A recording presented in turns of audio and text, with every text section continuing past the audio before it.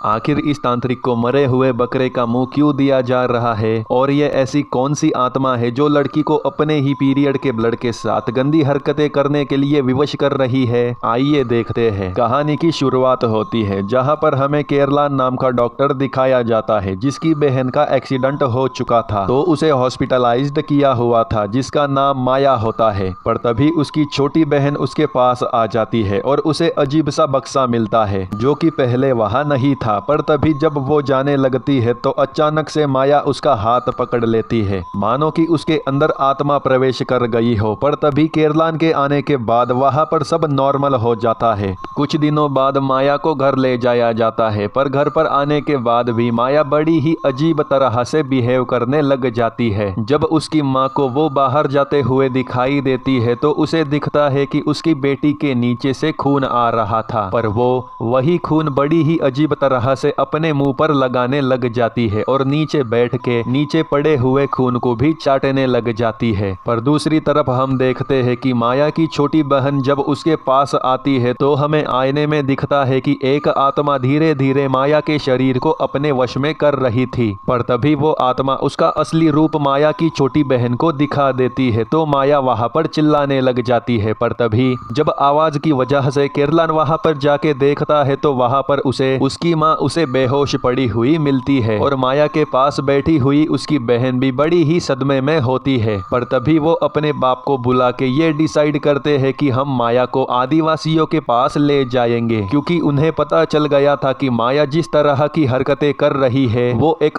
आत्मा ही करवा रही है। पर तभी जब माया आदिवासियों के घर पर आराम कर रही होती है तो उसकी बहन को अलमारी में वही बक्सा मिलता है जो बक्सा की हॉस्पिटल में उसे मिला था। पर तभी ये सब बताने के लिए वो अपने भाई को आवाज देती है तो पीछे से वही आत्मा उसे अलमारी में खींच लेती है। पर तभी जब उसका भाई वहां पर आता है तो उसे अलमारी के पास माया मिलती है जो कि पैर फ्रैक्चर होने के बाद भी चल रही थी। तभी वो आत्मा केरलान के सामने भी अपना असली रूप दिखा देती है। पर जब केरलान उस आत्मा को मारने जाता है तो उसका पिता आके उसे डांट देता है और वो जाते जाते कहता है कि ये माया नहीं है, तुम लोग सुधर जाओ वरना सब मारे जाओगे। पर दूसरे दिन माया को जब वहां के तांत्रिक के पास ले जाया जाता है तो पहले तो उसे दक्षिणा के स्वरूप में बकरे का कटा हुआ सर दिया जाता है जिससे कि वो खुश हो जाए और वो अपनी तांत्रिक विधि शुरू कर देती है। पहले तो माया को तंत्र किया हुआ पानी पीने को देती है और मंत्रों के द्वारा पहली विधि पूरी कर देती है। पर केरलान उसी बक्से को वहां के एक लोकल के पास ले जाता है तो वो बताता है कि ये बक्सा शैतानी है। जिस किसी ने भी इस बक्से को तुम्हारे घर पर रखा है तो उसने तुम्हारे घर के पीछे